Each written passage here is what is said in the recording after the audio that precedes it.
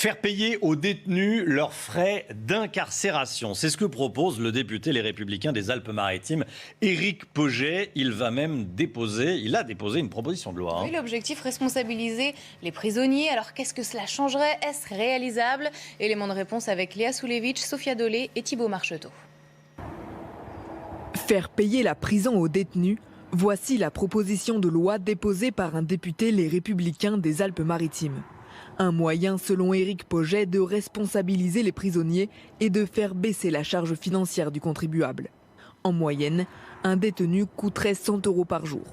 Dans ces 100 €, vous avez plusieurs choses. Donc, effectivement, les frais hôteliers, on va dire les repas, l'hébergement. Vous avez aussi les frais d'infrastructure, enfin le coût des établissements et de son fonctionnement, y compris le coût en personnel. Problème, pour ce syndicat, il serait difficile de faire reposer le coût d'un séjour en détention uniquement sur les épaules des détenus. Clairement, quand on voit le taux d'indigence au niveau de la population pénale, qu'on se le dise, ils ne pourront jamais le payer. Et ce sera certainement au détriment de l'indemnisation des victimes qui est encore pour l'heure aujourd'hui très compliquée. Selon Éric Pauget, à l'initiative de la proposition de loi, ce système pourrait rapporter 80 millions d'euros par an.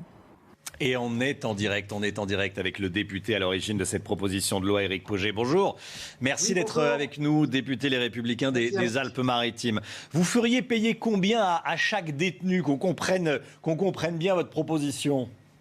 Alors, l'idée, c'est pas de faire payer la totalité du coût d'un détenu, mais l'idée, c'est de créer un peu comme dans les soins de santé, un ticket modérateur ou le forfait hospitalier, une part à la charge du détenu. Ma proposition, c'est de faire payer la somme de 5 €. Vous avez rappelé dans votre sujet que ça coûte 100 € par détenu et par jour aux contribuables. Et donc l'idée, c'est de passer ce message vis-à-vis de la société, vis-à-vis des contribuables, qu'une part des frais de détention est assumée par le détenu lui-même. Je rappelle que cette proposition, elle n'est pas nouvelle. Ça existe dans un certain nombre de pays européens. Le Danemark l'applique, les Suisses font payer le coût du repas.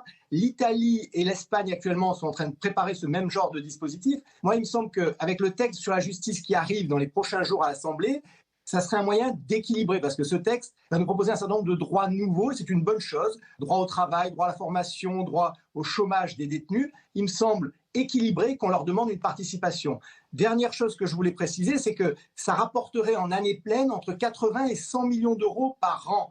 Avec 80 et 100 millions d'euros par an, ou bien on réhabilite nos prisons qui sont vétustes, et l'Europe nous pointe souvent sur ce sujet, ou bien on crée de nouvelles places de prison, ou alors, une idée qui, moi, m'est chère, on transforme des casernes militaires désaffectées en centres de rétention spécialisés, et notamment pour les mineurs. En fait, je vous écoute et je suis en train de me dire, c'est pour responsabiliser les détenus, qu'ils ne soient pas uniquement passifs dans leur détention, quoi. Tout à fait. L'idée, c'est de responsabiliser le détenu, puisqu'on va lui permettre de plus et de mieux travailler, donc d'avoir des revenus.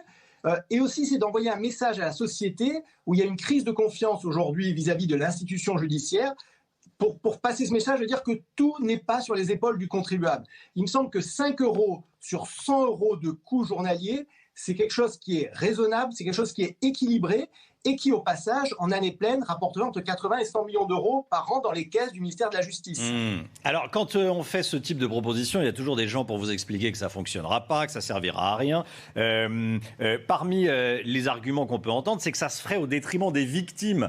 Parce que le peu d'argent qu'ont les détenus, ça ira à l'administration, donc à l'État, et pas aux victimes qui pourraient se faire indemniser. Non, mais actuellement, il y a déjà des sommes qui sont prévues au sein du ministère de la Justice pour indemniser. Il y a déjà des sommes, il y a des crédits qui existent. Cette somme, elle viendrait en plus de ce qui se fait actuellement. Et pour un détenu qui travaille, ou un détenu qui a du patrimoine en dehors de sa vie de détenu, ou un détenu qui continue à avoir des ressources en dehors de sa vie de détenu, je le rappelle, 5 € sur 100 €, ça me semble tout à fait équilibré. Alors, j'ai entendu la remarque de dire c'est à la société d'assumer la totalité des charges carcérales. Mais je rappelle qu'aujourd'hui, un détenu, s'il veut avoir une télé en prison, il paye. C'est 14 € ou 15 € par mois. S'il veut avoir un frigo dans sa cellule, il paye. C'est entre 7 et 8 € par mois. Donc, il n'y a pas de raison de ne pas lui faire prendre en charge une petite partie de ses repas, de l'eau, de l'électricité, des frais d'entretien. Je pense que ça responsabiliserait le détenu et surtout le message vis-à-vis de la société serait très important en termes de renouer le climat de confiance envers l'institution judiciaire. Merci beaucoup Éric Pauget, merci d'avoir été en direct avec nous, de nous avoir expliqué votre proposition de loi. Merci à vous. Bonne journée à vous, au revoir monsieur le député.